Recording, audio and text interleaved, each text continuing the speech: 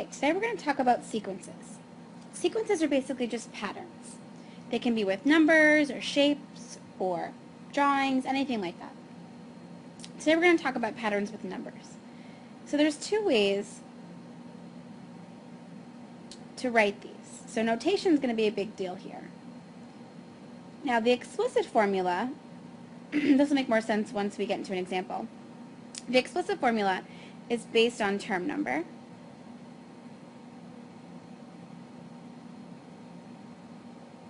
Okay, and recursive is based on the previous term.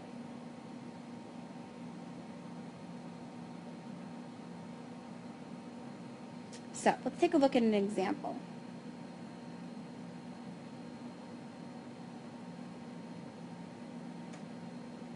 Let's say I have the pattern 1, 4, 7, 10. Okay, now this ... means the pattern goes on forever. So of course the next would be 13, 16, 19, and so on. This pattern is adding 3 each time we go up the sequence. Okay, so let's talk about the notation. If I wanted to say the first term of the sequence is 1, I would write A sub 1 equals 1. Now that A is just arbitrary. It can be any letter, but most people use A. So that says the first term is 1. The second term is 4. So A sub 2 is 4. The third term is 7. So A sub 3 equals 7. Fourth term is 10. A sub 4 equals 10. So I could write a rule for this pattern. So let's look at the second term. All I have to do is take the first term and add 3. For the third term, I take the first term, I add 3, and I add 3 again. For the fourth term, I take the first term and I add 3, and I add 3 again, and I add 3 again. So if I want the nth term, right, that's any term in the sequence, the 50th, the 10,000th, the 1,000,000th, I would take the first term and add 3. How many times? Well, for the second term, I added it once. For the third term, I added it twice. And for the fourth term, I added it 3 times. So for the nth term, I would have to add 3 n minus 1 times. Okay, this is the explicit way of writing a formula for a sequence. Okay, I'm adding every time, so first term plus what we call the common difference, n minus 1 times. Okay, so if I wanted the 50th term, you could easily find that for me. Now, if I wanted to look at that recursively, right, recursively is based on previous terms. So if I want the second term, that's really the first term plus 3. And if I want the third term, that's really the second term plus 3. Fourth term is really the third term plus 3. Okay? So recursively, if I wanted a sub n, that would be a sub n minus 1 down here, right? Because the term that's before a sub n is a sub n minus 1 plus 3. This is recursive. Okay? Now, along with recursive, you have to define the first term, right? Because you can't really figure this out unless you have term number 1. So in this case, term number 1 is 1. Okay, so this goes hand in hand with writing this formula. Okay?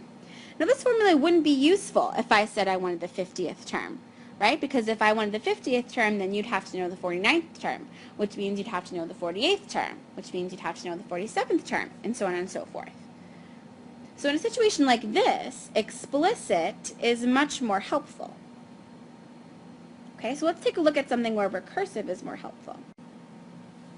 How about this?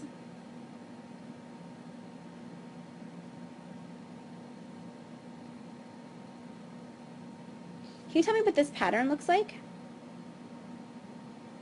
1, 1, 2, 3, 5, 8. Okay, you should pause this video right now and see if you can come up with what the pattern is.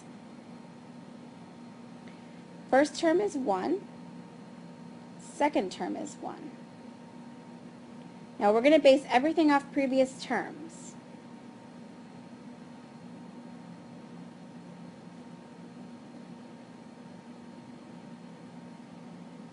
Okay? Are we seeing it? 1 plus 1 is 2.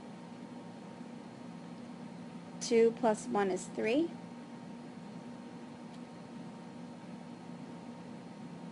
2 plus 3 is 5. 3 plus 5 is 8, and so on and so forth. So in this situation, to get to the next term, you have to add the previous 2. So in this case, explicit doesn't work here because every term is based on terms before it. So if I wanted a sub n, I would have to take the 2 terms before that.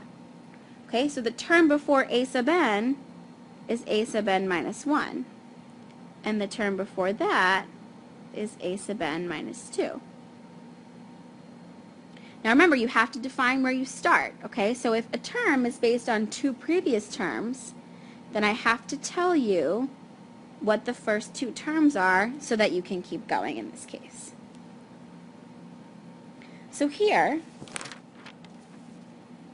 this is where recursive is best because your pattern is based on previous terms.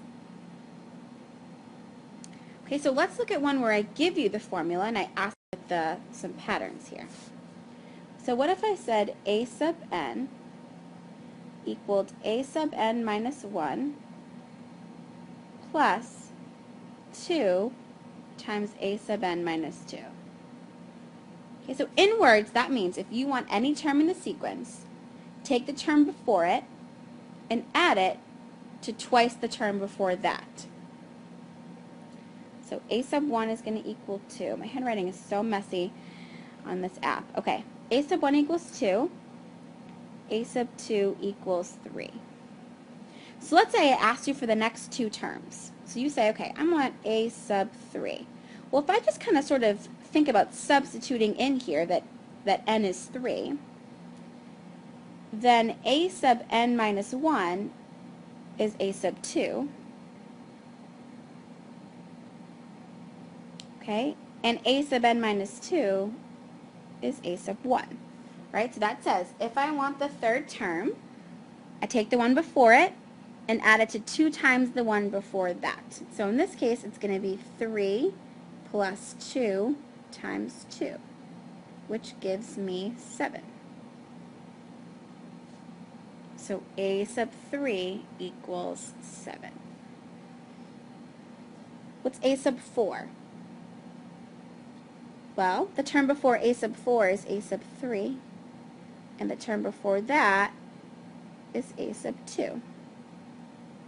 Right? And a sub 3 is 7 plus 2 times a sub 2, which is 3. So that gives me 13.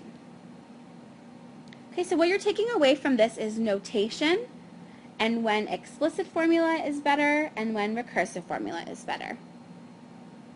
Good luck.